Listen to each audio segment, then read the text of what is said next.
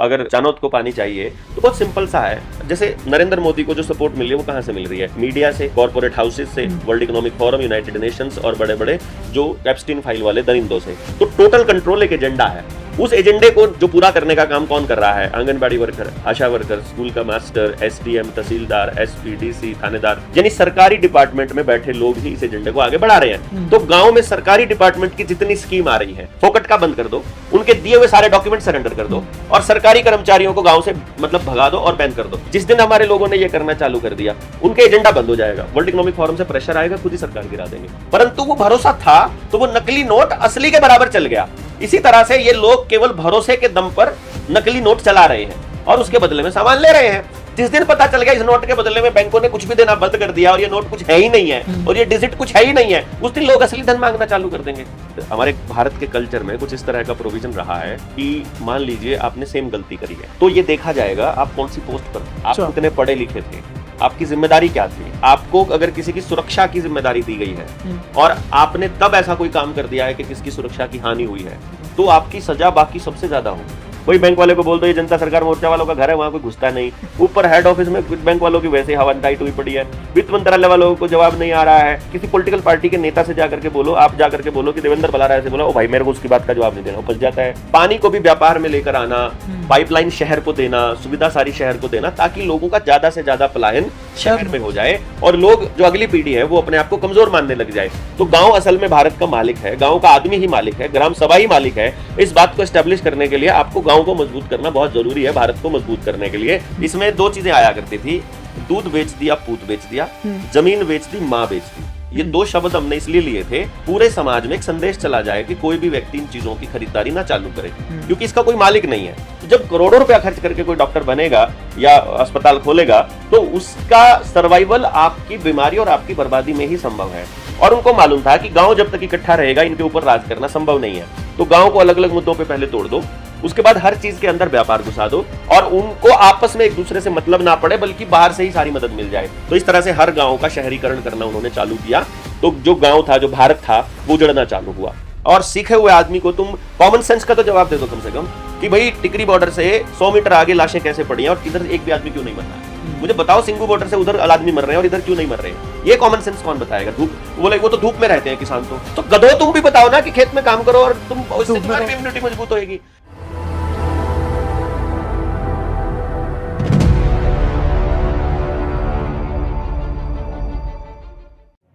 और ग्राम पंचायत में क्या अंतर है जी? ग्राम पंचायत को ग्राम सभा चुनती है, अगर एक लाइन में तो कोई पूछे तो। ठीक है। यानी कि जो व्यक्ति है गांव का, वो ग्राम पंचायत का मेंबर हो या ना हो, ठीक है, उसकी वोट बन रही हो या ना बन रही हो, वो ऑटोमेटिक ग्राम सभा है। यानी कि ग्राम पंचायत तो अब आई है, संविधान बनने के बाद, कानून बनने के बाद, 73rd अमेंडमेंट के बाद, फिर उसका नोटिफिकेशन आने के बाद तो ग्राम पंचायत पंचायती राज के अंडर में आई है। लेकिन ग्राम सभा तो संविधान बनने से पहले मौजूद थी। अच्छा। यानी 18 साल से ऊपर का प्रत्येक व्यक्ति ग्राम सभा का ऑटोमेटिक मेंबर है, चाहे उसकी वोट बन रही हो चाहे ना बन रही हो। मतलब 18 साल से ऊपर का व्यक्ति जिसका जन्म गांव में हुआ है वो ग्राम सभा का मेंबर है। यस, जो उस गांव का है, सिंपल सी बात, जो उस गांव का है वो उस गांव की ग्राम सभा का मेंबर है। तो मतलब या किस डॉक्यूमेंट से वेरीफाई हो कि वो उस गांव का व्यक्ति है, या फिर जब भी अपन ग्राम सभा की जरूरत पड़े है या किसी कलेक्टर को अपन आदेश देना ग्राम सभा का, तो उस आदेश को देने का क्या माध्यम रहा है? देखो, जो गुरु है, जो यानी गांव है, गांव ही गुरु है बेसिकली।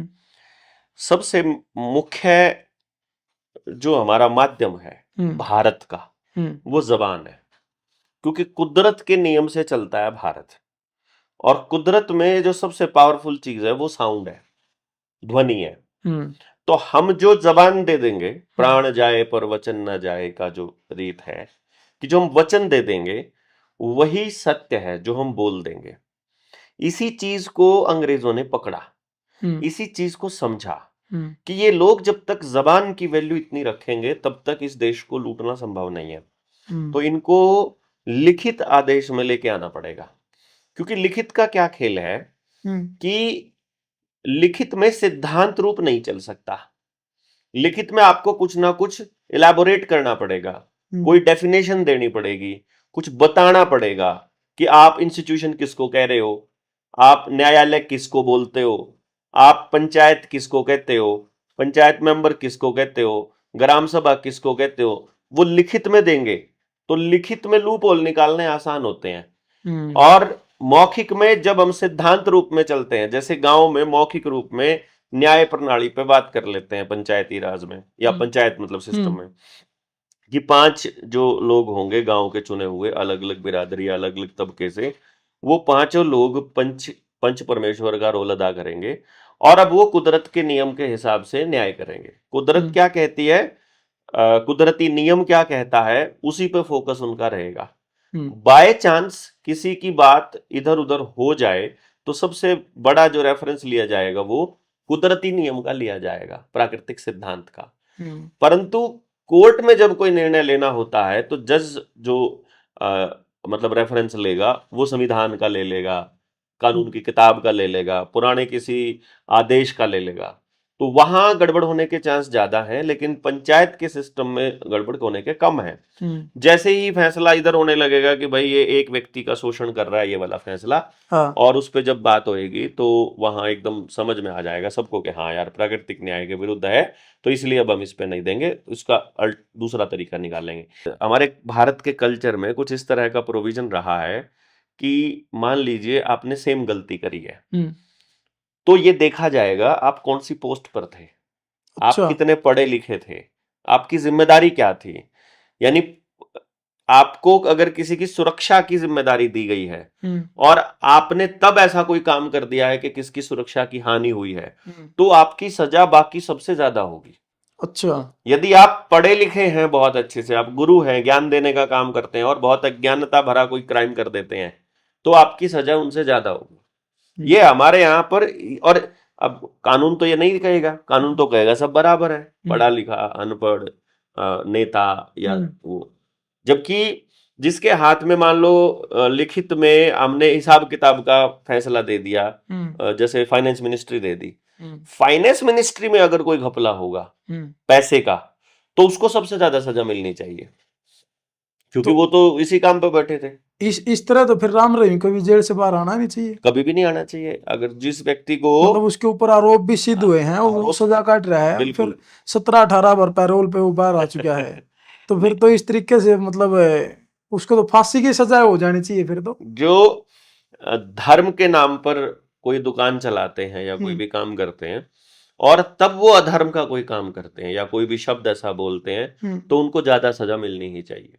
ये है हमारा तो प्राकृतिक न्याय। मान के चलो एक गांव, मतलब मेरे गांव में प्रशासन ने अपनी मनमानी से अतिक्रमण हटाने का फैसला ले लिया, ठीक है, और हमने उसमें ग्राम सभा का लेटर जो है वो लिख के ने कलेक्टर को देना है, या फिर जो अधिकारी गांव में आ रहे हैं उनको पारित करवाना कि भाई यहाँ पर ग्राम सभा की चलेगी, आप अपने ये यंत्र लेके वापस लौट जाओ, ठीक है। तो उसमें ग्राम सभा का क्या प्रोसेस यूज करना पड़ेगा गांव वालों को? बहुत से लोगों के ना दिमाग में एक डाउट है कि जैसे कोई भी अपने आप को क्रांतिकारी समझने वाला व्यक्ति ग्राम सभा का लेटर हेड बनाएगा और डीसी को दे आएगा कुछ लोगों के सिग्नेचर करवा के।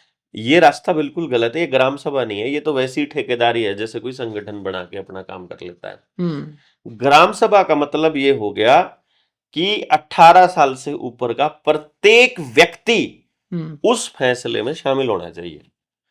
यानी आप घर घर जाकर उन लोगों को इनवाइट करोगे, आप उनको पूरा बताओगे, वहां पर पूरी मीटिंग में चर्चा चलेगी, उस चर्चा के बाद फैसला होगा और गांव के 70% लोग या उससे अधिक लोग, 2/3 से ज्यादा, मतलब 66 होता है तो हम 70 इसलिए रेफरेंस में बोल लेते हैं, यानी कि 70% से ज्यादा लोग, मान लो आए ही 70% लोग, तो सबके साइन होने चाहिए। लेकिन आगे 100 के 100 यानी 18 से ऊपर का हर एक व्यक्ति आ गया तो उनमें से 70 के हो जाओ।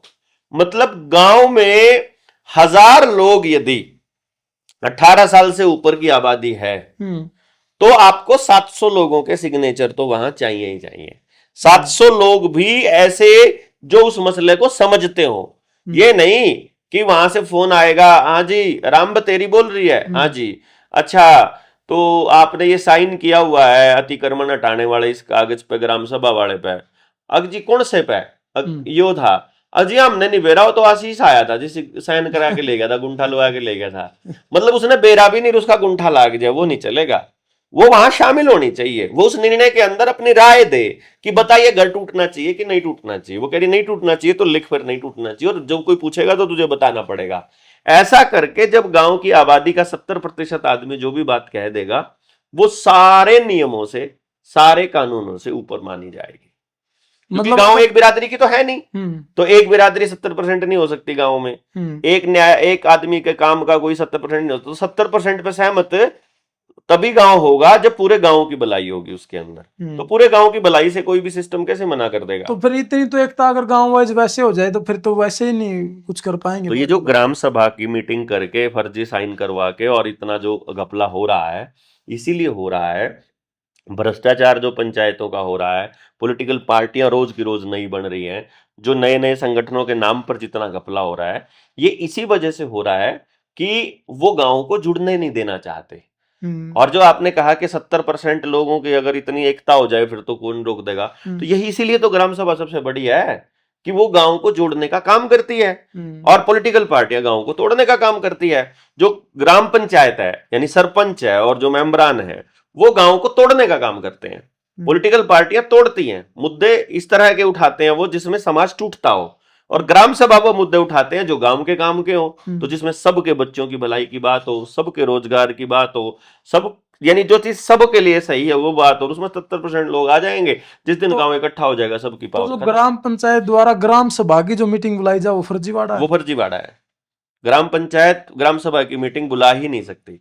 ग्राम सभा की मीटिंग अपने आप गांव का कोई भी व्यक्ति बुला सकता है, पहली बात तो, मतलब इसमें ग्राम पंचायत भी शामिल है, ऐसा नहीं है कि नहीं बुला सकती, यानी वो भी बुला सकते हैं, पर इसमें ग्राम सभा की मीटिंग आप भी बुला सकते हो, ग्राम सभा की मीटिंग कोई भी बुला सकता है, और जिस दिन मीटिंग बुलाई जाएगी ग्राम सभा का अध्यक्ष, उस दिन की सभा का अध्यक्ष उसी दिन चुना जाएगा, और वो सरपंच नहीं होता, यानी जरूरी नहीं है कि वो सरपंच हो, वो कोई भी हो सकता है, गांव का बुजुर्ग, महिला, सबसे जवान बच्चा, सबसे कोई भी उस दिन जिस पे सारा गांव सहमत है वो अध्यक्ष बन जाएगा, और फिर वो बातें रखी जाएंगी उससे पूछ पूछ के, अपनी राय रखेंगे सब, और उसके बाद फाइनल निर्णय होगा, और फिर उसकी अध्यक्षता में एक चिट्ठी लिखी जाएगी कि ग्राम सभा की आज मीटिंग हुई, इसमें इसने अध्यक्षता की, इसमें ये मुद्दे उठे, और इन मुद्दों पे जो आम सहमति बनी वो ये थी, और इनमें जो फाइनल निर्णय लिया गया वो ये था, और इसमें इतने लोगों के सिग्नेचर हैं, ये सिग्नेचर साथ में संलग्न है। तो मतलब 70% गांव की सहमति हो या फिर 70% लोग जो है इकट्ठा होकर ना गांव की मीटिंग करें,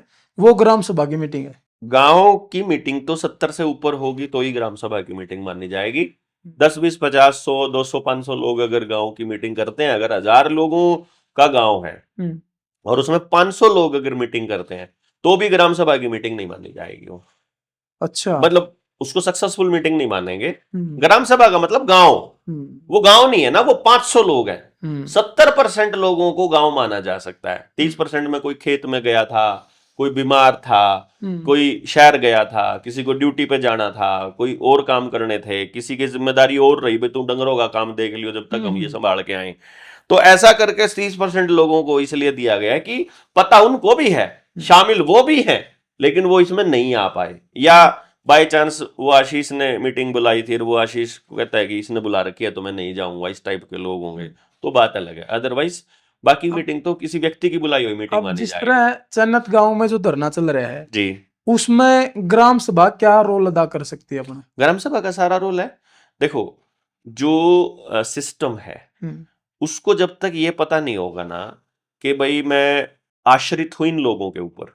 मैं उस दिन देख रहा था, अपने नारनौंद के विधायक था जस्सी पेटवाड ने वहां पर एक बात बोली थी कि शहर के लोगों को सुविधाएं दी जा रही है, और मैं अपने भाषण में वो बताना भी भूल गया कि वो क्यों दी जा रही है। मैं उसको एक्सप्लेन करना चाहता था। दरअसल क्या है, भारत की जो असली परंपरा है वो ग्राम सभा और ग्राम है, गांव की परंपरा है, और व्यवहार आधारित है, बाजार आधारित नहीं है। और बिजली का बिल तो बोला गांव वाले भी देते हैं, पानी का बिल तो गांव वाले भी देते हैं। पानी का बिल देने की आदत अगर गांव वालों को पड़ गई तो ये समझ लेना कि आप अगली पीढ़ियों को ये बता रहे हो कि पानी मोल का मिलना चाहिए। इतने दिनों से जो पानी की बोतल्स खरीद के बच्चों से पैसे देते हैं ना, जब पानी की बोतल खरीद ला, तो जब पानी की बोतल खरीदला वाला बात आती है, तो बच्चा जब बड़ा होगा तो उसे लगेगा कि ये पानी तो बचपन से ही मैं खरीद रहा हूं, तो पानी तो मोल ही होता है। आपके जो दादाजी हैं या हमारे जो पुरखे हैं, उनको पता है कि कुदरत ने जो चीज आपको फ्री में दी है उसकी कोई भी आदमी कीमत नहीं ले सकता। हमको आधा पता है, यानी वो भी पता है और ये भी पता है कि मोल मिल रहा है, लेकिन जो हमारे बच्चे हैं वो तो पैदा होते ही पानी को मोल देख रहे हैं। तो आने वाले समय में प्राइवेट कंपनियों को जब पानी देना होगा 30 साल बाद इनको, तो हमारी जो अगली पूरी की पूरी जनरेशन है वो इस बात को मान चुकी होगी कि पानी तो इन्हीं का है, जमीन तो इन्हीं की है, सड़क तो इन्हीं की है, टोल तो देना ही पड़ेगा, और ये तालाब तो इन्हीं के हैं, मंदिर तो इन्हीं के हैं, स्कूल तो इन्हीं के हैं, अस्पताल तो इन्हीं के हैं। सर जब वो आजकल मान लेते हैं, जैसे लोग आजकल जमीन को मान रहे हैं, हाँ, अगर भाई जमीन मोल बिकती है या फिर जमीन का कोई मोल होता कीमत होती, लेकिन पहले का जो है सुनते आ रहे हैं, मतलब बुजुर्गों तो हम भी सुना हाँ, कि पहले रकबा इसी तरह खाली पड़ा रहा करता, और जो जितनी जितनी जिसकी कैपेसिटी होती वो इतनी मेहनत करके ना अपनी बिजाई कर लिया। बिल्कुल बिल्कुल, जितने लोग थे जरूरत के हिसाब से तो जमीन की कीमत थी, कीमत हो भी नहीं सकती। इसमें दो चीजें आया करती थी, दूध बेच दिया, पूत बेच दिया, जमीन बेच दी, माँ बेच दी। ये दो शब्द हमने इसलिए लिए थे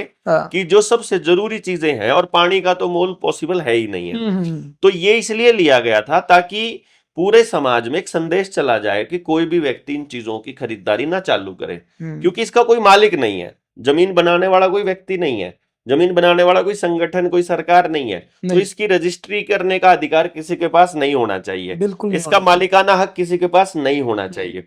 और इससे संबंधित जो बाजार को बढ़ावा देना है, तो हर चीज को बाजारू बनाना अंग्रेजों का पर्पस था, व्यापार करने के लिए ही आए थे, और हर चीज के अंदर व्यापार को उन्होंने घुसा दिया। जो शिक्षा हमारे यहाँ केवल और केवल समाज का विषय हुआ करता था और पूरा समाज मिलकर सभी बच्चों के लिए काम किया करता था, उसको उन्होंने कुछ लोगों के घरानों तक सीमित करके रख दिया।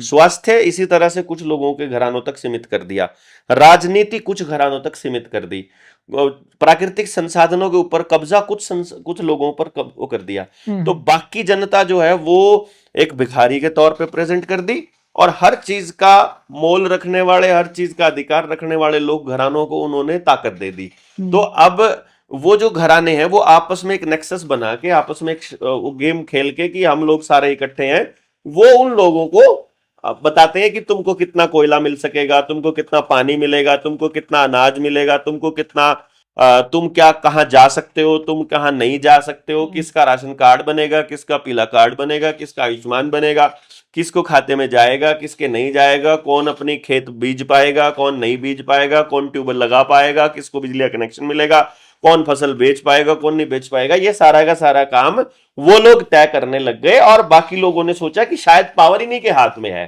तो ये गेम इसीलिए खेला था अंग्रेजों ने, और उनको मालूम था कि गांव जब तक इकट्ठा रहेगा इनके ऊपर राज करना संभव नहीं है, तो गांव को अलग अलग मुद्दों पे पहले तोड़ दो, उसके बाद हर चीज के अंदर व्यापार घुसा दो, लोग अपना दूध भी बेचने लग जाएं, लोग अपना मेहनत भी बेचने लग जाएं, लोग सहायता में एक साथ रहे ही नहीं, और उनको आपस में एक दूसरे से मतलब ना पड़े, बल्कि बाहर से ही सारी मदद मिल जाए। अनाज नहीं है गरीब के पास तो बाहर से आ जाए, जबकि वो अनाज कहां से जाता है, उसी किसान से। यानी किसान यहाँ उगा रहा है, पहले वो मंडी में जाएगा, मंडी से गोदाम में जाएगा, गोदाम से ठेकेदार उसको ठेका लेगा, फिर वो कोटे वाले के पास भेजेगा, और उसी गांव में वापस आएगा वो अनाज घूम के आएगा। तो ये जो माइंडसेट लोगों का तैयार किया, बहुत ही अच्छी प्रोग्रामिंग के तहत, बहुत ही साइकोलॉजिकल गेम खेल करके, लोगों को जानकारी का अभाव रख करके, लोगों की इंफॉर्मेशन को कंट्रोल करके लोगों तक पहुंचने वाली, वो इस तरह से उन्होंने खेल को खेला, और किसी को यह एहसास नहीं होने दिया कि असली जो देश है, असली जो भारत है, वो गांव में बसता है।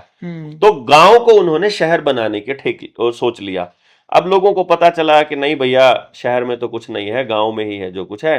तो जब लोगों ने गांव से शहर में पलायन करना मतलब शुरू नहीं किया, तो उन्होंने मतलब सारे काम, चाहे आपके बच्चे की पढ़ाई है, चाहे मेडिकल है, चाहे आपका बिजनेस है, चाहे गाड़ियां मिलने का है, चाहे शोरूम है, चाहे उनके रिपेयरिंग सेंटर है, टेस्ट सेंटर है, वो सारे के सारे शहर में कर दिए। तो हर आदमी को हर रोज शहर में जाना पड़े, आना पड़े, इनका प्रोसेस चालू कर दिया।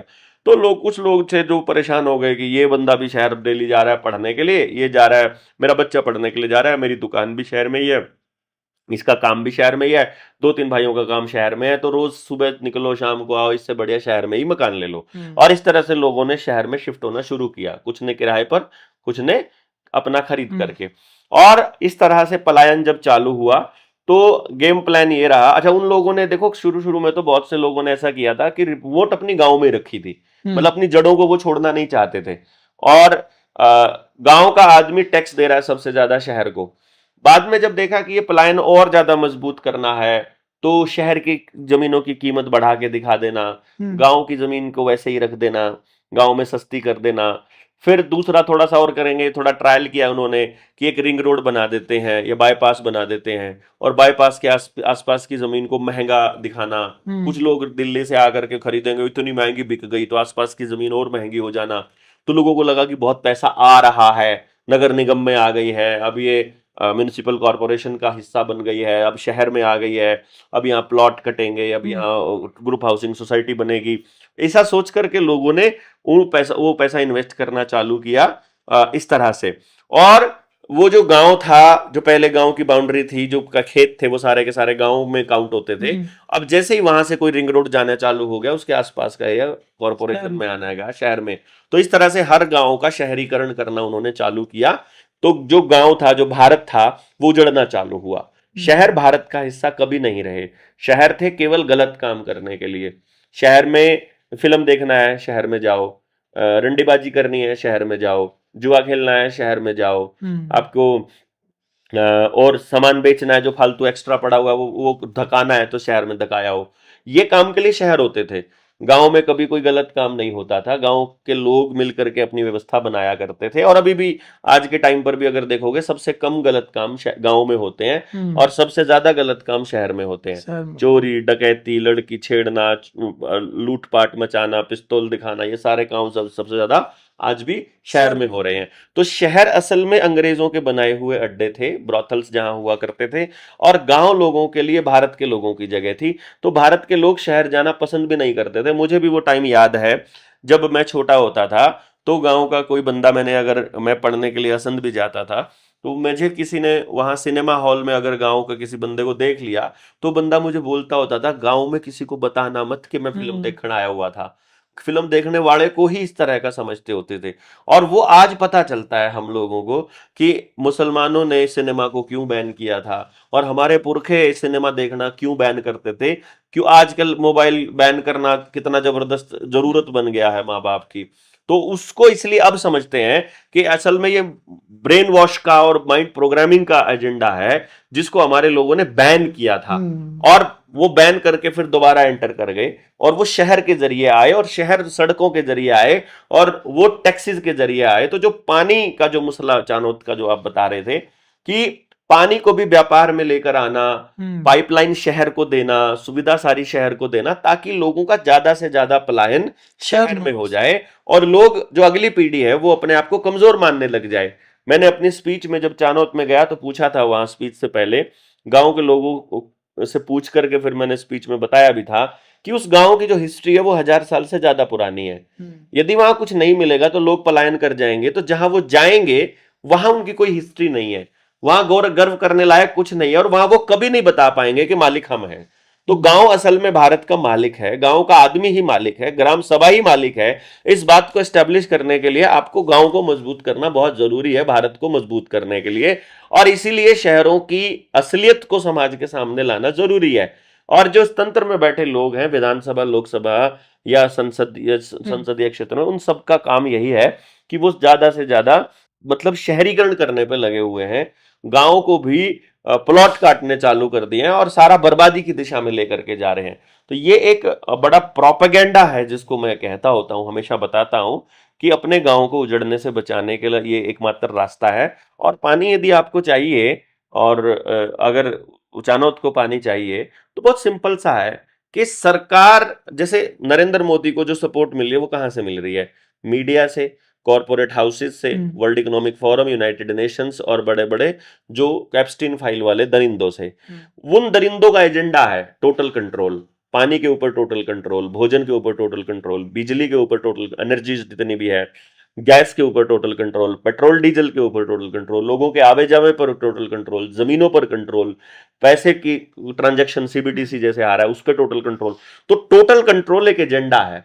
उस एजेंडे को जो पूरा करने का काम कौन कर रहा है? आंगनबाड़ी वर्कर, आशा वर्कर, स्कूल का मास्टर, एसडीएम, तहसीलदार, एसपी, डीसी, थानेदार, एसएचओ, मुंशी, गांव की वो, यानी सरकारी डिपार्टमेंट में बैठे लोग ही इस एजेंडे को आगे बढ़ा रहे हैं। तो गांव में सरकारी डिपार्टमेंट की जितनी स्कीम आ रही है वो आपको फ्री का राशन दे रहे हैं। राशन की कीमत कितनी है? 5 किलो। 5 किलो राशन कितने रुपए का? 100, 125 रुपए का। 125 रुपए के ऊपर आपके जमीर को गिरवी उन्होंने रख लिया, ठीक है, आपके मर्जी के, आपके ऊपर तलवार चला के रखे हुए। अभी एक मंत्री ने बोला था कि ज्यादा बोलोगे ना तो जो फ्री का फोकट का राशन मिल रहा है वो बंद हो जाएगा। 100 रुपए बंद होंगे महीने में। कितना रुपया? 3 रुपया डेली का। 3 रुपए डेली के लिए तुम अपना जमीर गिरवी रख दोगे उनको? तुम अपने बच्चों को नहीं पाल सकते हो तो बच्चों के पैदा होने पर पैसा लेना नहीं दे सकते हो। तुम अपने बुजुर्गों को नहीं पाल सकते, तुम उनकी पेंशन नहीं छोड़ सकते। तुम अपनी महिलाओं को नहीं पाल सकते, तुम उनका पैसा नहीं छोड़ सकते। तुम अपने बच्चों को दोपहर का भोजन नहीं खिला सकते, मिड डे मील नहीं छोड़ सकते। अगर गांव अपना मान ले कि हम सारे मिलकर अपनी व्यवस्था बना लेंगे और तुम्हारा फ्री का फोकट का कुछ भी हमको स्वीकार नहीं है, फोकट का बंद कर दो, उनके दिए हुए सारे डॉक्यूमेंट सरेंडर कर दो और सरकारी कर्मचारियों को गांव से मतलब भगा दो और बैन कर दो कि यहां टीचर लगाने हैं हम अपने लगा लेंगे भैया, यहां तुम्हारी जरूरत नहीं है, जो भी लगाना है हम अपना लगा लेंगे, जो हम कर लेंगे इसके लिए। जिस दिन हमारे लोगों ने ये करना चालू कर दिया उनके एजेंडा बंद हो जाएगा। वर्ल्ड इकोनॉमिक फोरम से प्रेशर आएगा, खुद ही सरकार गिरा देंगे। फिर नया कोई नेता, नया कोई देवता पैदा किया जाएगा। टीवी के जैसे अभी सोशल मीडिया पे क्या है, कॉकरोच जनता पार्टी खड़ी कर दी रातों रात में। ये तो देखो, जब हमारी वीडियोस डिलीट करने का अधिकार सोशल मीडिया के पास है, वो कभी भी डिलीट कर देते हैं। कंटेंट में सिर्फ एक शब्द बोल दो तो सारी वीडियो डिलीट हो जाती है। तो किसी कोई एक हैशटैग चल पड़े उसको चलाना, ये भी तो उन्हीं का काम है। तो लोगों की एनर्जी को इतनी जल्दी हाइप दे देना, ये भी वहीं से चलता है। तो ऐसे ही किसी की वीडियोस को हाइप दे देंगे, सारे देश में चर्चा का विषय बन जाएगा और इसके बारे में सच्चाई दिखाना चालू कर देंगे, इसको अपने आप लात मारना चालू कर देंगे और नया देवता खड़ा हो जाएगा और फिर नई सरकार बन जाएगी और लोग फिर कहेंगे अब इसको करने दो 5 साल। तो चुपचाप वो धीरे धीरे नीचे नीचे फिर अपना एजेंडा चला देंगे। जब वो एक एक हैशटैग को या फिर एक शब्द को डिटेक्ट करके न रोक देवा है, ब्लॉक कर देवा है, तो फिर मतलब किस तरह इस एजेंडे को चलने देंगे जो आप जिक्र कर रहे हो, या फिर जिस व्यवस्था की आप बात कर रहे हो इसको कैसे एस्टैब्लिश? हम जो बात कर रहे हैं, हम बेशक सोशल मीडिया पर बात कर रहे हैं, लेकिन हम सोशल मीडिया के सहारे क्रांति करने की बात नहीं करते हैं। हमने हमेशा बात करी है, हम ट्रेनिंग कर रहे हैं, हर जिले से 100 लोग आ रहे हैं मिनिमम। जब वहां 100 लोग आएंगे तो वो अपने गांव में उन लोगों को इनवाइट करेंगे जो अपने अपने गांव में इस मिशन को आगे बढ़ाना चाहते हैं, अपनी व्यवस्था बनाना चाहते हैं। और जब वो करेंगे तो 1 to 1 बात होगी। हम उनको बताएंगे कि तुम्हारे साथ षड्यंत्र क्या है, तुम्हारे बच्चों के साथ षड्यंत्र क्या है, शिक्षा में क्या गलत है और कैसे ठीक करना है, हेल्थ में क्या ठीक। अब जैसे मास्टर जी हैं, सरकारी मास्टर को सैलरी के अलावा कोई मतलब नहीं है, प्राइवेट मास्टर को अपने धंधे के अलावा और जो स्कूल का हेड कह देता है उसके अलावा कोई मतलब नहीं है, उनको कोई फर्क नहीं पड़ता है। प्राइवेट स्कूल में पढ़ाने वाला माँ बाप अपने बच्चों के लिए सिरदर्दी खुद ले लेगा, ट्यूशन खुद करा देगा, कोचिंग खुद करा देगा, उनको मालूम है, इसलिए वो उनकी सिरदर्दी नहीं लेते हैं। और प्राइवेट और सरकारी स्कूल में पढ़ाने वाला माँ बाप के पास दिहाड़ी के अलावा दूसरा कोई काम नहीं है, तो वो सुबह से लेकर शाम तक दिहाड़ी में उलझा हुआ है, उसे कोई मतलब नहीं उसका बच्चा क्या सीख रहा है क्या नहीं सीख रहा, या फिर उसे समझ भी नहीं है। तो सरकारी मास्टर इसलिए फ्री है। तो सरकारी मास्टर और प्राइवेट मास्टर कोई आपके बच्चे के लिए नहीं सोच रहा, ना कोई शिक्षा मंत्री आपके बच्चे के लिए सोच रहा, ना कोई डायरेक्टर सोच रहा, ना कोई एजुकेशन डिपार्टमेंट में बैठा कोई क्लर्क सोच रहा। तो इसका मतलब है कि सरकारी डिपार्टमेंट ने जितना भी एजुकेशन का स्ट्रक्चर बनाया है सारा का सारा फेलियर है। अभी हाइप चल रही है नीट का एग्जाम, बोला हम दोबारा कराएंगे, वायुसेना की मदद ली जाएगी, इतना नौटंकी के हद लेवल पे जाके, और वो सब कुछ हो रहा है। इसी तरह से न्याय व्यवस्था में आ जाओ, पुलिस की पावर है शिकायतों में, यानी लड़ाई झगड़े में। वकील का धंधा चलता है, लड़ाई झगड़े की वजह से परिवार टूटेंगे, गांव टूटेगा, लड़ाइयां होंगी तो परिवार पुलिस उसका चलेगा। जज की तनख्वाह भी इसी से चलती है कि परिवार टूटे और समाज टूटे, अपराध ज्यादा से ज्यादा हो। तो ये सारे लोग कभी भी नहीं चाहेंगे कि इनका धंधा चौपट हो जाए, ये कभी भी नहीं चाहेंगे कि समाज के अंदर प्रेम प्यार शांति हो। तहसीलदार, एसपी, डीसी, एसडीएम, ये जितने लोग ऊपर बैठे हुए हैं, प्रशासन के अंदर बैठे हैं, इनको इन जो ये क्या कहते हैं भू माफिया, ड्रग कार्टेल और दूसरे लोगों से सेटिंग करने से फुर्सत नहीं है। ये देखते हैं कि कहां पर नई स्कीम आ रही है। अब आईएएस है, वो विधानसभा में बैठते हैं, लोकसभा में बैठते हैं, उनको सब मालूम होता है। अभी एक खबर भी आई थी मध्य प्रदेश की, और इस पे मैं बहुत कितना पुराना बोला करता था कि भाई वो क्या करते हैं कि अभी ना सर सिस्टम प्लान कर रहा है कि यहां से रोड निकालेगा, यहां से सड़क निकालेगा, यहां फैक्ट्री लगेगी, यहां कोई पावर प्लांट लगेगा, और उसके लिए जमीन एक्वायर करने की कोशिश कर रहे हैं। तो उससे पहले जाके वहां उन गांव के लोगों को बोल देंगे भाई तुम्हारी जमीन जो है ना वो मतलब दे दो। अब वहां जमीन का रेट 2 लाख है, 5 लाख में ले लो या 4 लाख में ले लो, मुंह मांगे रेट से ले लो। उसके बाद जैसे ही वो उस प्रस्ताव पास हो जाए वही जमीन करोड़ों में तो अभी चल तो जाती है। खुलासा भी तो हुआ था। अभी ये खुलासा हुआ ना, ये तो बात हम पिछले 10 साल से बोल ही रहे हैं। तो ये पूरा का पूरा एक नेक्सस है। तो इनको अपना पैसा कमाने से, 2 नंबर का धंधा करने से फुर्सत नहीं है। क्लर्कों के पास करोड़ों रुपया मिला, इंस्पेक्टर 200 करोड़ का मालिक मिला, मतलब कोई पटवारी जो है इतने करोड़ का मालिक मिला, ये सारी खबरें आ रही हैं। तो इसका मतलब है इनको भी आपकी जमीन की निशानदेही के अलावा, उसके पॉइंट करने के अलावा, उसको लोन में फंसाने के अलावा कोई दूसरा काम नहीं है। तो इसका मतलब है कि ये प्रशासन आपकी सहूलियत के लिए काम नहीं कर रहा। फिर आप चले जाओगे अस्पताल में, चले जाओ, डॉक्टर की बात कर लेते हैं। सरकारी और प्राइवेट है। सरकारी जितने डॉक्टर हैं सारे प्राइवेट प्रैक्टिस कर रहे हैं। प्राइवेट प्रैक्टिस करने वाले का दवाई कंपनियों के साथ में, एमआर के साथ में, टेस्टिंग कंपनियों के साथ में सेटिंग और मतलब उनका कमीशन खोरी है। मतलब अल्ट्रासाउंड की कमीशन अलग लेते हैं, सीटी स्कैन की अलग, टेस्ट की रिपोर्ट की अलग, सबका अलग अलग लेते हैं। जो डॉक्टर 1 करोड़ रुपया फीस दे करके डॉक्टर बना है, जो करोड़ों रुपया खर्च करके अपना अस्पताल कर्जे पे लिया है, वो अपनी किस्तें भी पूरी नहीं कर पाएगा यदि उसने आए हुए मरीज को ये कह दिया कि तेरी जो बीमारी है ये लाइफस्टाइल की बीमारी है, तू टाइम पे सोया कर, टाइम पे खाया कर, अच्छा खाना खाया कर और एक्सरसाइज किया कर, तू अपने आप ही ठीक हो जाएगा। 90% बीमारियां केवल लाइफस्टाइल की वजह से हैं, बाकी क्रॉनिक चली जाती हैं जब वो लाइफस्टाइल ठीक नहीं होता है। और वो ड्रग माफिया का एजेंट बन के केवल उनको दवाई देने का काम करता है और दवाई देता रहता है और पेट काटता रहे। पेट में दर्द हो जाए तो अपेंडिक्स के नाम पे ऑपरेशन करना ही करना है। आपका लड़का मतलब आपके घर की महिला आ जाए, प्रेग्नेंट हो, तो उनको उसका जो प्रसव है वो पेट काट कर ही करना है। उनको हर चीज में ऑपरेशन दिखाई देता है, तो उसका खर्चा ही पूरा नहीं होगा।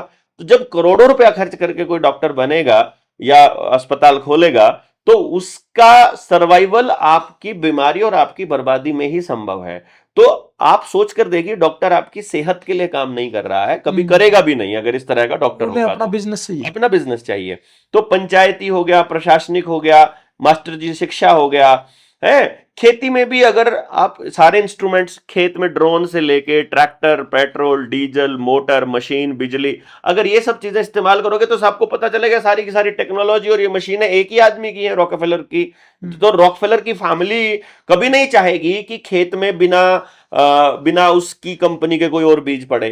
तो वो कभी नहीं चाहेगा कि किसान के पास अपना बीज हो, किसान के पास अपनी खाद हो, किसान के पास अपना बिना पानी के खेती करने का और भरपूर पैदावार लेने का कोई हुनर हो। इसलिए वो इस तरह के प्रोपेगेंडे रचेगा कि एनिमल हस्बेंड्री के नाम पर जो एनडीआरआई जैसे संस्थान खोले हैं, एग्रीकल्चर यूनिवर्सिटीज के नाम पर जो दलालों के एजेंट वो बनाए हैं, अड्डे बनाए हैं, वो ऐसे ऐसे अड्डे बनाएगा और लोगों को भ्रमित करता रहेगा कि इस तरह से काम करना है।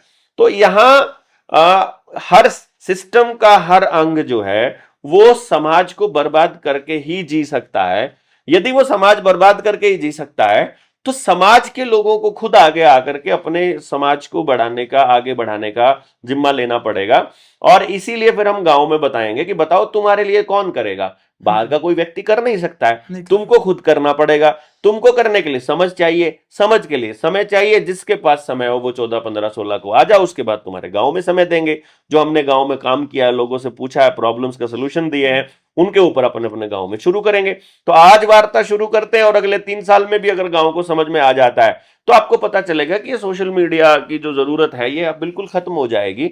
और हम इसका सहारा सिर्फ उन तक पहुंचने के लिए कर रहे हैं, इसके जरिए कोई बदलाव करने का हमें कोई उम्मीद नहीं है।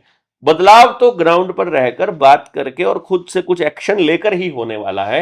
इसलिए हम लोग इस बात को लेकर चलेंगे। लोगों से आप कितनी उम्मीद करा कि जब अपनी फसल बेचने की बात आई तो उन्होंने अपनी बायोमेट्रिक तक दे दी, तो फिर किस मतलब क्या उम्मीद उस समाज को उन लोगों का करा कि वो बदलाव कर पाएंगे समाज में? देखो मैं आपको एक बात बताता हूं, यहां जो पंगा है ना, तो उस व्यक्ति को यह पता था कि बायोमेट्रिक देने से ये आपकी जो सारी इंफॉर्मेशन है, जो आपका ब्लॉकचेन है, वो सारी जानकारियां कहीं रॉकफेलर के पास जा रही है, बिल गेट्स के पास जा रही है, और विदेश जो है उसको कंट्रोल कर रहा है, ये भी उनको नहीं मालूम था।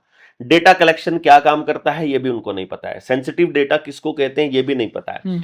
इसका अल्टरनेट क्या है ये भी नहीं पता है। अगर वो ये ना करे तो क्या करे? सिस्टम तो आप उनकी फसल ले नहीं रहा है, तो बात है। तो अब वो ले नहीं रहा तो कहां लेके जाए? उनके पास तो स्टोरेज हाउस भी नहीं है, तो उसका सोल्यूशन उनको देना पड़ेगा। पहले वो समझने के लिए तैयार हैं, पर उनके पास जाकर कोई उनकी समस्या उनके तरीके से समझाने के लिए तैयार नहीं है। हर किसी को, जैसे हम जैसे लोगों को क्रांति जल्दी करने की जल्दी पड़ी है, वो जल्दी से जाएंगे, जल्दी से बताएंगे, और जल्दी से चाहते हैं कि ऐसे टिक से समाधान हो जाए। ऐसे थोड़ी होते हैं समाधान भाई। उस आदमी को मालूम ही कुछ नहीं है बेचारे को। जिस दिन उसको पता चल गया और जिस दिन उसे समझ आ गया, अभी आप देखो वही व्यक्ति जो मंडी में बायोमेट्रिक दे रहा है अपनी फसल बेचने के लिए, वही व्यक्ति अपनी बच्ची को, अपनी लड़की को स्कूल में एचपीवी वैक्सीन नहीं लगने दे रहा है। वही व्यक्ति अपने छोटे बच्चों को वैक्सीन नहीं लगवा रहा है।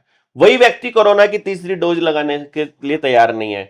वही व्यक्ति चनौत में जाकर के धरने के ऊपर लोगों का समर्थन कर रहा है। वो व्यक्ति जब उसे पता चल जाए कि ये चीज सही है और ये गलत है, तो वो सही ही करना चाहता है, तो उसको बताने वाला कोई नहीं है। ये एक ड्रॉबैक है हमारे सिस्टम का। हमारे पास क्रांतिकारियों की, बोलने वालों की, समझाने वालों की, उनके साथ समय बिताने वालों की थोड़ी कमी है। तो जिनके पास ऐसा समय हो वो आए और तरीके से उन लोगों को समझाने का काम करें, तो डेफिनेटली वो समझेगा भी और इस सिस्टम को उखाड़ फेंकेगा भी और अपना नया सिस्टम बना भी लेगा। ये तय है। इसके अल्टरनेट एक उम्मीद की बात करें तो जिस तरह आप पिछले लंबे समय से, पिछले 5-6 सालों से बता रहे हो कि भाई बैंकों में क्राइसिस आएगा या फिर करेंसी क्राइसिस बहुत तगड़ा होगा, बार बार आप वेनेजुएला का उदाहरण भी दिया होगा गांव जाके ने, तो कहीं ना कहीं में बातें सच होती भी नजर आने लग रही हैं कि लोग देख रहे हैं कि बैंकों में कैश नहीं है, कैश खत्म कर दिया, या फिर वो पेमेंट अगर कर रहे हैं तो उसकी मतलब पूरी नजर बनाई जा रही है कि किसके अकाउंट में कितनी ट्रांजैक्शन आने लग रही है, कहाँ से ट्रांजैक्शन आने लग रही है, और कौन किस पेमेंट को किस यूज में यूज कर रहा है। होटल में वो कितना यूज कर रहा है, रेस्टोरेंट पे कितना यूज कर रहा है, गाड़ी में कितना, फ्यूल पे कितना, कपड़ों पे कितना, तो ये पूरा डाटा उनका रिकॉर्ड किया जाने लग रहा है और धीरे धीरे लोग समझ भी रहे हैं इस कंसेप्ट को। लेकिन बात वही आ गई कि भाई अल्टरनेट लोगों को कुछ भी दिखाई नहीं दे रहा है कि अगर कैश बंद हो गया या फिर ट्रांजैक्शन बंद होगी तो अल्टरनेट क्या हो, रास्ता हो। लोगों को एक बात समझनी चाहिए कि एक भी व्यक्ति को मैंने आज तक रुपया खाते हुए नहीं देखा, एक भी व्यक्ति को डिजिट पहनते हुए नहीं देखा। उनको कपड़ा चाहिए, उनको कपास चाहिए, उनको दूध चाहिए, उनको पेट्रोल डीजल चाहिए, उनको अनाज चाहिए, सब्जी चाहिए, बच्चे की पढ़ाई चाहिए, उनको हेल्थ हो जाए तो ये बीमारियों का इलाज चाहिए। मतलब उनको रुपया नहीं चाहिए, रुपये के बदले में मिलने वाले संसाधन चाहिए। यानी वो संसाधन ही असली धन है। संसाधन वो हम अपने काम को करने के ये जो हमारा जो ये साधन इस्तेमाल करते हैं, धन को संसाधन के साथ में किस तरह से कंपेयर करते हैं, कितना समझते हैं, और रुपए को क्या समझते हैं, रुपए के नोट को क्या समझते हैं, डिजिट को क्या समझते हैं, धन की परिभाषा समझ में आती है कि नहीं आती है, इन सब चीजों का बहुत बड़ा रोल है। और चूंकि पिछले कुछ सालों से उन लोगों ने कभी देखा नहीं है अलग एंगल से बात करते हुए किसी को, तो उनके लिए समझ आना थोड़ा मुश्किल हो रहा है। लेकिन मैं कुछ टाइम से देख रहा हूं कि वही लोग जो पहले मुझे कहते थे कि तुम पागल हो, तुम रुपए को नकली बताते हो, मैं उनको अब बोलता हूं तुम बैंक में जाकर 10 रुपए का नोट देकर 10 रुपए तो मांग कर देखो, क्योंकि उसके ऊपर नोट पे लिखा हुआ है कि प्रॉमिस, ये मैं 10 रुपए अदा करने का वचन देता हूं। यदि बैंक ये कह दे कि मैं अब हमारे पास ऐसा कुछ देने के लिए है नहीं, तो वो नोट क्या है ये पूछने का अधिकार तो है ना। जिस दिन वो डिजिट और नोट पूछने का अधिकार आ गया, उस दिन हमें पता चलेगा कि यार ये नोट हमें मिला था, उसके बदले में हमें अनाज मिला था, हमने अनाज दिया था, दूध दिया था, डंगर बेचे थे, जमीन बेची थी, इतनी सारी चीजें बेची थी, लेकिन इसके बदले में क्या मिल रहा है वो तो नहीं पता। अभी तो आपके बदले में क्या मिल रहा है, सिर्फ और सिर्फ यकीन के भरोसे पर, यानी यकीन के दम पर वो चल रहा है। और ये यकीन तो नकली नोट पर भी हो जाता है। आपने शायद नहीं किया होगा, लेकिन मैंने तो अपने बचपन में किया है, जो सुन रहे हैं उन्होंने भी किया होगा। मैंने एक बार बचपन में ये चूरन वाले नोट होते हैं ना, उनका साइज बिल्कुल वही 10 रुपए के जैसा ही होता था और शक्ल भी। तो रात को अंधेरे में दिए की रोशनी, जैसे लाइट भागी फटाफट दुकान पे जाओ 10 रुपए का सामान ले, वो नकली नोट उस 2-3 नोटों के बीच में घुसा के दे दिया, तो 20 रुपए में 30 रुपए का सामान ले लिया। वो एक नोट नकली था, या कई जगह एक ही नोट नकली चला दिया। अब वो विश्वास उस व्यक्ति को हम पर था कि ये बंदा ठीक परिवार का आदमी है, ये धोखा नहीं करता है। यदि उसे पता होता मेरी जगह अगर कोई चोर आदमी वहां चला जाता तो उस पर यकीन ना होता, तो वो 10 के नोट को देखता कि असली है कि नकली है। परंतु वो भरोसा था, तो वो नकली नोट असली के बराबर चल गया। इसी तरह से ये लोग केवल भरोसे के दम पर नकली नोट चला रहे हैं और उसके बदले में सामान ले रहे हैं। जिस दिन पता चल गया इस नोट के बदले में बैंकों ने कुछ भी देना बंद कर दिया और ये नोट कुछ है ही नहीं है और ये डिजिट कुछ है ही नहीं है, उस दिन लोग असली धन मांगना चालू कर देंगे। जैसे मैं अभी कल ही की बात है, कल मुझे पूनम बोल रही थी मेरी वाइफ कि जब आप आज से 8-10 साल पहले लोगों को कहते थे ना कि पैसे मत दो, तुम इधर इस खाते में इसके करा दो, इसके करा दो, मेरा उनसे सामान लिया हुआ है उसी को करा दो, तो मुझे ना भला समझ नहीं आती थी ये बात कि पैसे क्यों नहीं ले रहा ये इनसे।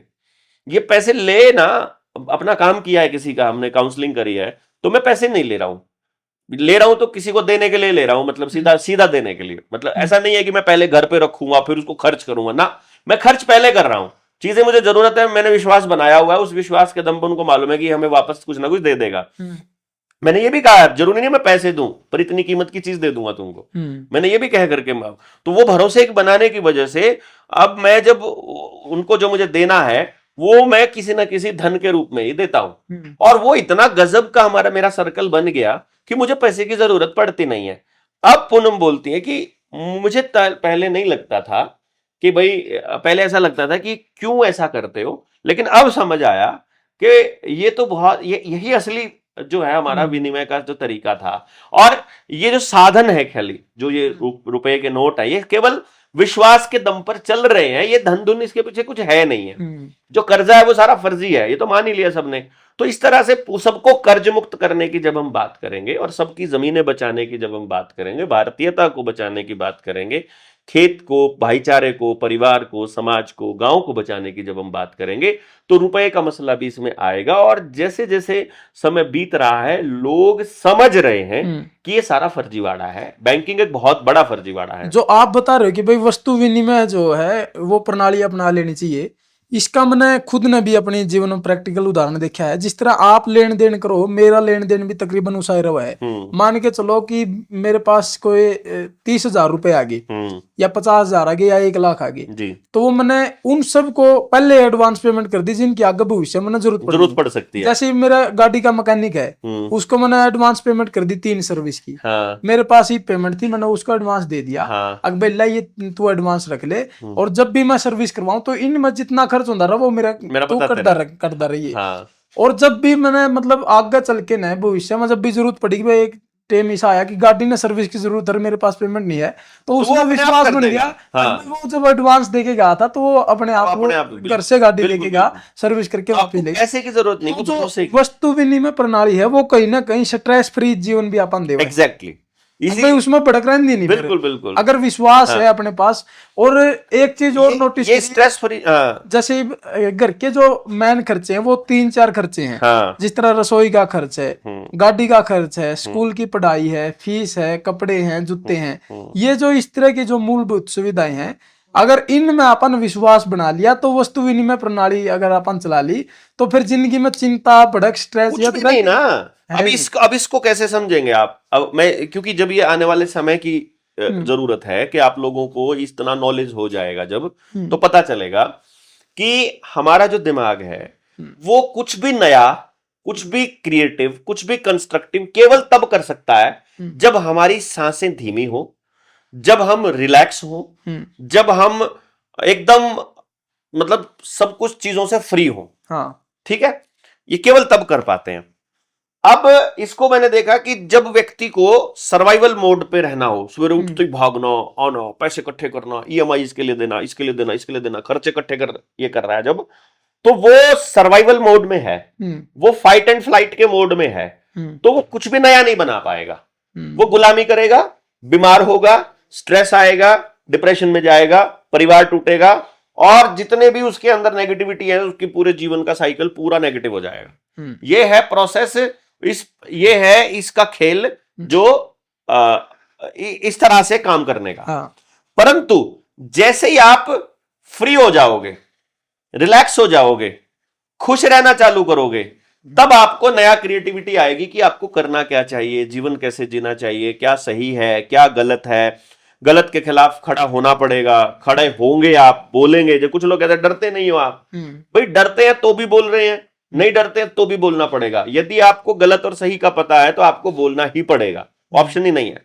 पर आपके पास गलत और सही जांचने का समय ही ना हो, समझ ही ना हो, मोड में उसी मोड में ना बैठे हो, तो आप वो स्ट्रेस फ्री जीवन नहीं जी पाएंगे।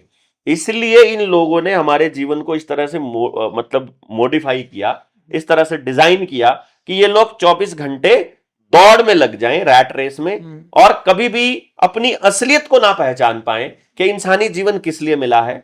क्या हमने किसी की नौकरी के लिए ही जन्म लिया है? क्या हम ये कागज के नोट इकट्ठे करने के लिए बने हैं जो किसी और ने बनाए हैं? क्या इतने सब चीजों की हमको बहुत ज्यादा जरूरत है?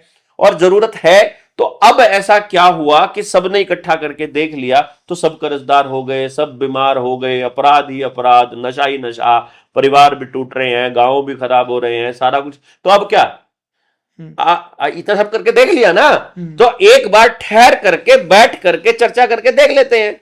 लोगों को तो इतना भी समझ नहीं है कि ये जो ट्यूबलाइट्स आपके घरों में सफेद रंग की जल रही हैं, ये भी उनके ब्रेन को ब्लॉक कर रही है नया कुछ सीखने से।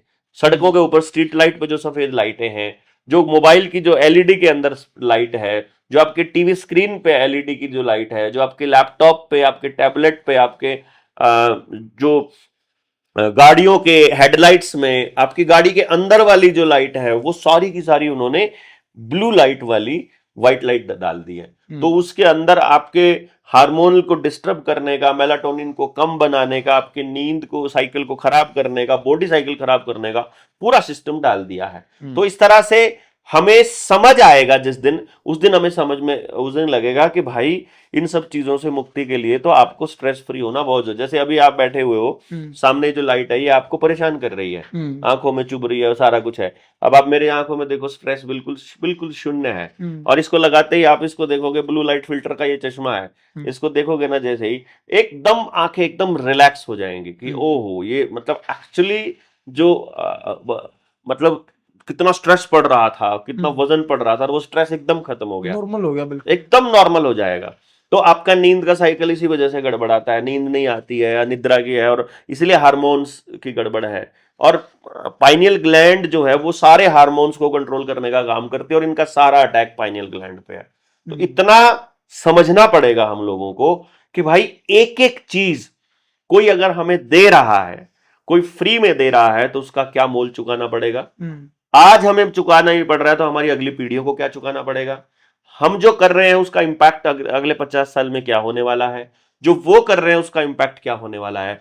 इन सब चीजों पे फोकस करके जब हम बात करेंगे तो डेफिनेटली गांव के लोग, समाज के लोग, देश के लोग समझेंगे और अपने लिए अपनी जरूरत की उस व्यवस्था को बनाएंगे। इतना खुल के, इतना बेबाकी से आप बोल पा रहे हो इस पूरे सिस्टम के खिलाफ, या फिर बैंकिंग सिस्टम के खिलाफ, पुलिस प्रशासन के खिलाफ, आशा वर्कर, डॉक्टर, किसी को तो नहीं छोड़ा आपने, सबके खिलाफ बेबाकी से बोल रहे हो, सबकी धज्जियां आपने उड़ा दी हैं।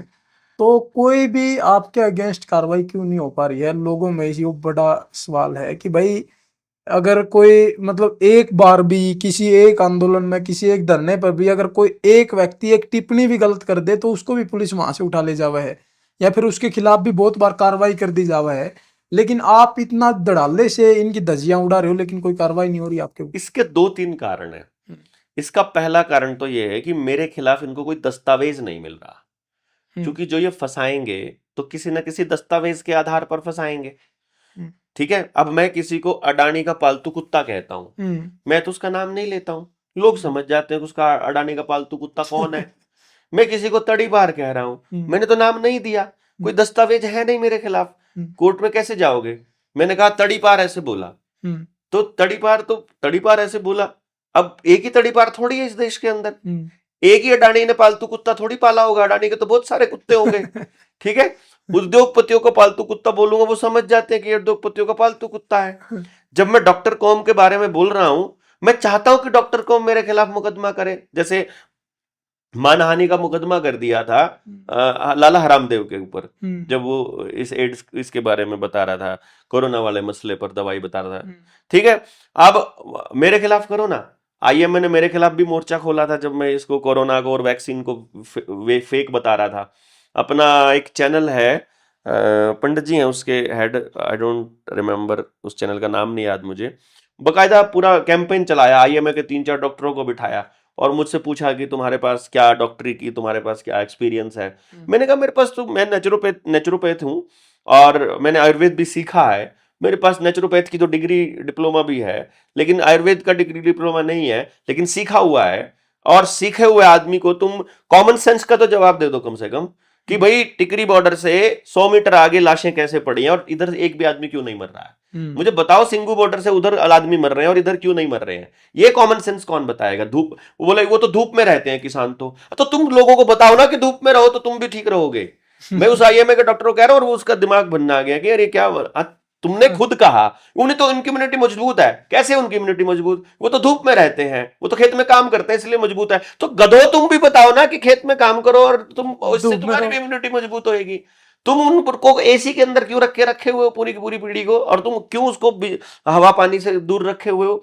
इस तरह से जो कॉमन सेंस पे वो बात नहीं कर पाते। अभी मैं टीचर्स के खिलाफ बोल रहा हूं कि ये हरामी लोगों को, बच्चों को मार रहे हैं, ये स्कूल में कचरा खिला रहे हैं, ये स्कूल में पैकेट वाला खाना खिला रहे हैं, मिड डे मील के नाम पर गंद पेल रहे हैं, बच्चों को टैबलेट खिला रहे हैं बिना जाने, ये उनको वैक्सीन लगवा रहे हैं बिना जाने, ये जनगणना में लगे पड़े अपना काम छोड़ के बकवास करते हैं और अपना इस्तीफा नहीं दे सकते, अपना लड़ाई नहीं लड़ सकते। ये गुरु का काम था समाज को सही दिशा देने का और वो नौकर बन के रह गया। मैं चाह रहा हूं कि कोई मास्टर बोले मेरे खिलाफ, कोई संगठन बोले मेरे खिलाफ, मैं देश को पता चले कि क्या इशू क्या है। मैं पूछूंगा उनसे सवाल सामने से, और मुझे गलत साबित करेंगे, हाथ जोड़कर पैर पकड़कर माफी मांगूंगा और जिंदगी में कभी नहीं बोलूंगा। मैं, क्या दिक्कत है अगर मैंने गलत बोला है तो मुझे बताओ वो लोग कि क्या गलत है उसके अंदर। परंतु वो अगर नौकर बनकर रह गए तो क्या दिक्कत है। अगली बात, इसलिए वो कुछ नहीं कर पाते। मेरे थाने में, मेरा लोकल थाना है, वो थानेदार मेरा जानकार था तो इसलिए मुझे उसने सारा कुछ बताया कि रॉ से, इधर एनएसए से, होम मिनिस्ट्री से, मिनिस्ट्री ऑफ होम अफेयर्स की वो पहने हुए 3 बड़ी बड़ी काली काली गाड़ियां आती हैं और वो कहती हैं इसके खिलाफ दस्तावेज दिखाओ।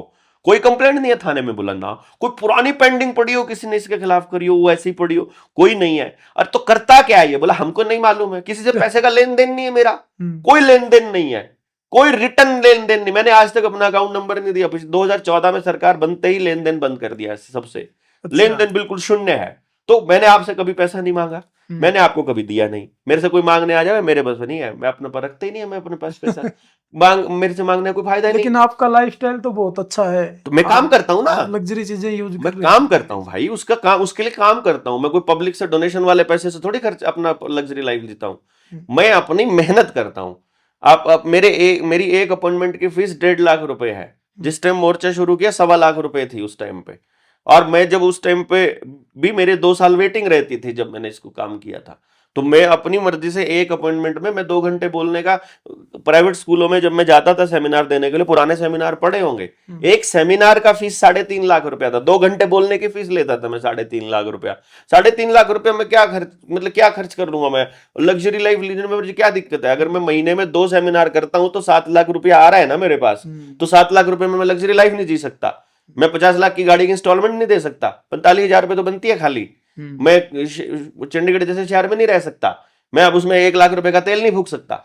मैं अपने लिए महंगे मोबाइल नहीं ले सकता। क्या एक काउंसलिंग करूं, एक मोबाइल आ जाता है 2 लाख रुपए वाला, क्या दिक्कत है। I don't care about this कि वो जो गंदगी मचाते हैं लोग बाग। परंतु बात ये है कि मैं काम करता हूं, उसके बदले में मेरे को जो सामान मुझे जहां से लेना होता है, मैंने सामान पहले से लिया होता है, मैं उन्हीं से पैसे उनके खाते में कराता हूं। मैं अपना कुछ यूज करता नहीं हूं। तो सिस्टम को मेरे खिलाफ कुछ मिला नहीं। फिर मैं लोगों को जगा रहा हूं, रॉकफेलर के खिलाफ जगा रहा हूं, रॉथस्चाइल्ड के बारे में बता रहा हूं, बैंकिंग सिस्टम के बारे में बता रहा हूं।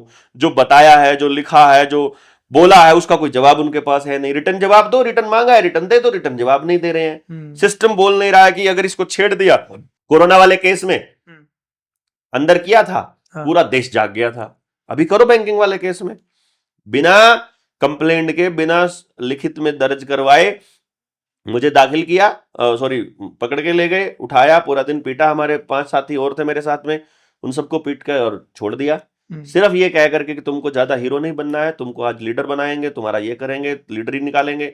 लेकिन आधिकारिक तौर पर कोई कंप्लेंट नहीं कर पा रहे हैं, इसलिए नहीं कुछ कर पा रहे।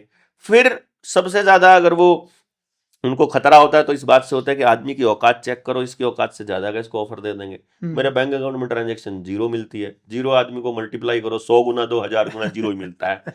तो वो नहीं मिल रहा है इनको रास्ता कोई, कि कोई कंपनी मेरे नाम पर नहीं है, कोई ट्रांजैक्शन मेरे नाम पर नहीं है, कोई इनकम टैक्स का कोई घपला मेरे नाम पर नहीं है, ईडी वाले मेरा कुछ नहीं बिगाड़ सकते, इनकम टैक्स वाले मेरा कुछ नहीं बिगाड़ सकते, ठीक है, किसी कोई लड़की की कंप्लेंट मेरे खिलाफ नहीं है, मैं किसी से डील ही नहीं करता, मैं पब्लिक के अलावा कहीं नहीं जाता, किसी के घर नहीं जाता, पब्लिक में होता हूं सिर्फ या अपने घर होता हूं, तो मैं कुछ करता नहीं हूं ऐसा, ठीक है, बीड़ी तक मैं पीता नहीं हूं, तो मैं कोई मेरे ड्रग्स के वालों के साथ मेरा कोई कांटेक्ट नहीं है, कोई फोन नंबर नहीं है, फोन पर मैं किसी से बात नहीं करता हूं कि मुंह से कुछ गलत निकल जाए, तो फोन पर मैं किसी से बात ही नहीं करता हूं, कोई कंप्लेंट करने लायक कुछ हो जाए, ठीक है। अच्छा, राजनीति मैंने करनी नहीं है, चुनाव मैंने लड़ना नहीं है, तो उनके लिए मैं खतरा भी नहीं हूं कि भाई यार ये तो चुनाव भी नहीं लड़ रहा है तो करेगा क्या।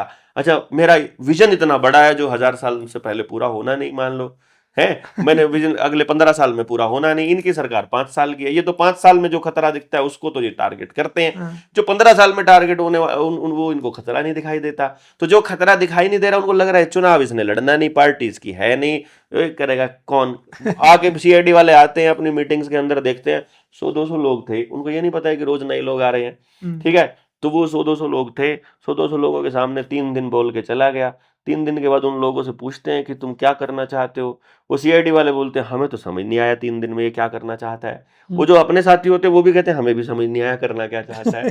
तो क्योंकि मुद्दा इतना बड़ा है, हम क्या करना चाहते हैं, हम कह रहे हैं कि भैया हम तो ना जल जंगल जमीन जानवर का अधिकार अपना लेंगे, और कैसे लेंगे उनको भी नहीं पता, वो हमको मालूम है, लेकिन जब तक वैसे लोग नहीं आते तब तक हम उनको बता रहे हैं कि हम ये लेना चाहते हैं, हम रोटी बेटी माटी की व्यवस्था बनाना चाहते हैं, कैसे बनाएंगे वो हमको मालूम है, लेकिन कैसे, जब तक वो लोग नहीं आएंगे तब तक चिल्लाते रह रहे हैं।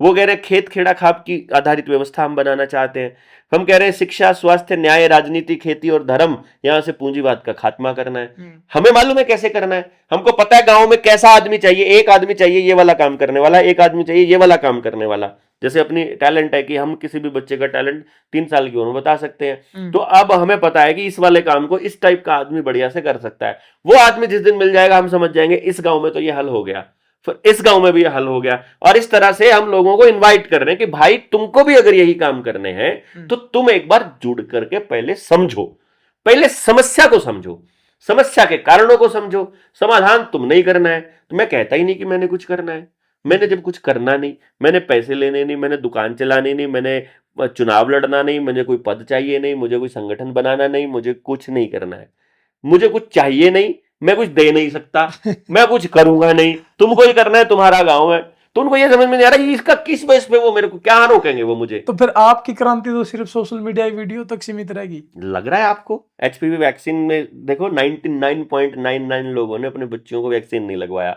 और जनता सरकार मोर्चा के अलावा एक संगठन दिखा दो जिसने एचपीवी वैक्सीन पर कोई मूवमेंट चलाई हो, या पिछले 4 साल में उसको लगातार बोले चली थी एचपीवी वैक्सीन। हमने तो इतना ही कहा था भाई मत लगवाना, लोगों ने सुन लिया, सोशल मीडिया पर नहीं लगवाई।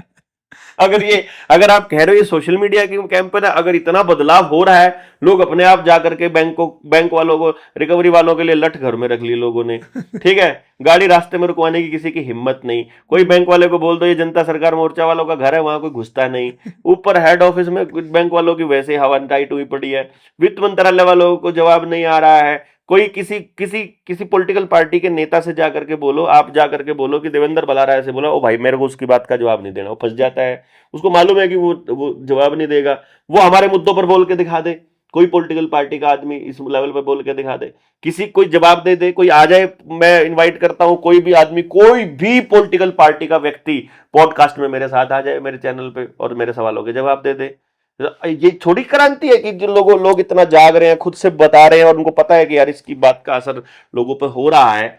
वो असर इतना धीमा है, वो ये ऐसे असर हो रहा है जैसे हमारे घर में जो बच्चा है हमारा, वो बड़ा हो रहा है पर माँ बाप को एहसास नहीं होता है कि वो बड़ा हो रहा है। इसी तरह से मोर्चा बड़ा हो रहा है, इसी तरह से क्रांति हो रही है, इसी तरह से लोग जाग रहे हैं, इसी तरह से लोग अपने आप सवाल करना सीख रहे हैं। वही मेरा मकसद है कि मेरे ऊपर निर्भर ना रहे, वो मोर्चे के ऊपर निर्भर ना रहे, किसी के ऊपर निर्भर ना रहे। उनको चिट्ठी लिखनी है, चिट्ठी लिखो तो सही, एक बार देखो तो सही क्या देता है जवाब। अरे तुम तकलीफ में हो यार, लिख कर तो दो एक बारी तुम सिस्टम को, मेल तो करो कि मुझे तकलीफ है, देखो तो सही क्या असर होता है। नहीं होता तो फंसेंगे ना सिस्टम वाले। तो इस तरह से हम धीरे धीरे धीरे धीरे लोगों तक इस बात को लेकर जाने में कामयाब हो रहे हैं कि समस्या आपकी है, गांव आपका है, बर्बादी आपकी है, इसको ठीक आपने ही करना है। पहले समझ लो इसको गलत कौन कर रहा है, कैसे कर रहा है और ठीक कैसे करना है, और फिर करने के रास्ते के लिए जिसकी जरूरत पड़ेगी वैसे लोगों को इकट्ठा कर ही रहे हैं हम लोग। वहां से लोग बुलाते रहिए। अब मान लीजिए आपके गांव में कुछ काम करना है, मैं अवेलेबल नहीं हूं, तो मोर्चे में इतने सारे लोग हैं, उनको बुला लो अपने गांव में, क्या दिक्कत है उस बात को चर्चा करने के लिए। कोई ये थोड़ी है कि एक ही आदमी के पास सारे समाधान है। हम ये कहते हैं कि 100 लोगों के पास समस्या का, ऐसा नहीं है कि एक व्यक्ति के पास 100 का 100 समाधान हो, लेकिन 100 लोगों के पास अगर 1% समाधान हो तो पूरी समस्या हल की जा सकती है। जी तो बिल्कुल। ये समस्या चूंकि समाज की है, इसलिए हल भी समाज को करना पड़ेगा। और सबकी समस्या है, समाधान सबको चाहिए, बच्चे सबके हैं, रोजगार सबको चाहिए, खुश जीवन सबको चाहिए, धन धान्य सबको चाहिए, समृद्धि सबको चाहिए, तो सबको करना पड़ेगा। जी और सबको करने के लिए सब तक पहुंचना पड़ेगा, और सब तक पहुंचने के लिए जितने लोग चाहिए उतने लोग नहीं होंगे, तब तक ये प्रयास जारी रहेगा। हर गांव में कम से कम 20 लोग चाहिए जो पूरे गांव के अंदर हर घर तक जाकर पूरी बात को समझाने के लिए तैयार होते हो और इस मिशन को आगे बढ़ा रहे हैं। जी बहुत बहुत धन्यवाद। जी जी, बहुत बहुत धन्यवाद जी, आप सबने, आप आए। जय हिंद, जय भारत, जय जोहार। जी जय जोहार का शुक्रिया। नारा है, भारत भारत देश देश हमारा हमारा है।